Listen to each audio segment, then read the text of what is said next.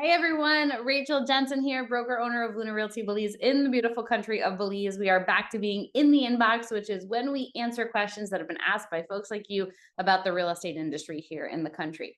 So we're in question number 86 today. Blake asked it, and we were looking at property, just as a little bit of background. We were looking at property here in Belize, and that property was titled in the name of a corporation. So he was saying, what does it mean if the property is titled in a company and they are transferring the shares to me, or they are willing to transfer the shares to me? So let me even take a step back.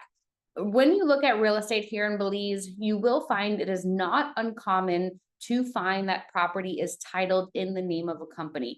Now, most of the times when owners have it structured like this, the only asset that they have in that company is going to be the land. They may have a couple of parcels here in Belize, but typically and traditionally, what owners will do is they'll put one specific property in that corporation. And there are many reasons why people do that. Some do it for estate planning to make it easier down the line to pass their property on to their heirs. Some are looking to put this property into the rental market and they just want a little bit of separation between them and the renters. So many reasons why people do it. But in Belize, again, it's not uncommon to be buying the entire company that holds the land asset. So this may or may not work for you if you find property that's already titled in a corporation. I would highly recommend that you talk with your accountant or your attorney to see how it is that you want to structure it. Some people it's perfect for, others they don't necessarily want to assume the company. They'd rather just take it out and title it in however it is they decide to title the property. But I'm going to cover those two options with you. So do bear with me. There is going to be a bit of legal conversation. Again, though, I'm not trying to advise you on anything. I just want to educate you on what all of this means. So what it means, the property is owned by a company. It can either be a Belize 250 company, that means that's a local company, means the company is domiciled here, was formed and registered in Belize. Now, the other way that it could be titled is an IBC, an international business company. So international because was not domiciled in Belize. It could be Nevada LLC. It could be Anguilla. It could have been in the Barbados. There are many other jurisdictions in many other countries where you can set up a company and then you'll register that company to do business here in Belize. And what I mean by do business in Belize means that you own land. So that company will own land here in Belize. So now let's say you're at that situation or you're at that time when you find out that the property is titled specifically in a corporation. First, we'll want to ask if the seller is willing to sell the entire corporation. Sometimes they're not. Sometimes they have multiple assets in the corporation, and they're going to be taking it out of the corporation and holding on to the property. Now, if that's being said, then we don't need to really go too much further into detail here, but we're going to talk about the other side of the coin is if the seller is willing to sell the entire corporation to you. So does this make sense for you or not?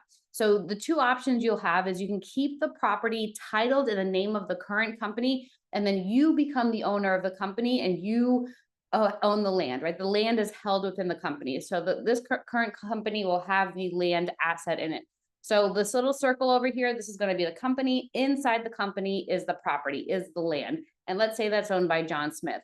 Now, let's say in here in option number one, what I'm going to do is I'm going to keep the property titled in the company ABC123. And then the ownership is going to transfer from John Smith to Rachel Jensen, but it's still going to stay in the name of that company. So here I break it down a little bit more. So John Smith over here, he owns company ABC123. It has this land asset here. I'm coming in as the buyer as Rachel Jensen, but I don't want to transfer it out of the company. I like the fact that it's in the company. I want to buy the company, which has the land asset. In that case, they're going to be doing a share transfer from John to me, and that title certificate, that land certificate that you see here on the screen is never going to change names. It's going to remain in the name of the company because I am going to purchase the company which has this land asset. Now, if you do this, if you decide that this is the route that you want to go, then what you're going to do, and your closing company is going to have some additional due diligence. They're going to make sure that the company is in good standing. They're going to make sure that all taxes have been paid. They're also going to do an asset check to make sure that this asset is, of course, this asset being the land, is, of course, titled in the name of the company. A couple of pros to doing this, to just doing a share transfer, is that you have lower closing costs. Typically, it's a couple 2% versus the traditional stamp tax. That could change at any point, but it's typically lower closing costs. And the closing can happen quicker because we're just transferring shares of the company versus changing the name on the land certificate. You can see the land certificate is never going to change because we're just doing a shared transfer. Considerations, though, that you have to bear in mind is there will be additional reporting requirements from your local equivalent of an IRS, and then you'll have an annual filing fee. Now, what that means is every year you have to have the company in good standing, and you need to make sure that company is still registered to do business here in Belize if it's an IBC. So if it is an IBC and you have to pay for those annual filing fees and make sure it's still registered here, typically is about $1,000 US, can change just depending on where the company is domiciled. But if it's a Belize IBC or a Belize local company, you're typically looking at about 500 US. But you don't have to worry about those details right now. This is just trying to help you understand the structure. And of course, the closing company or the registered agent for that company will help you with the annual filing fees every year. But the additional reporting requirements, you'll just want to check with your accountant. I am an American citizen, and so every year I do have to complete another tax form that states this is the company, this is the name of the company, this is where it's domiciled, and these are the assets in the company. So that'll just be an extra form that you'll have to fill out. The second option here is, let's say I don't want the company, I don't need the corporation.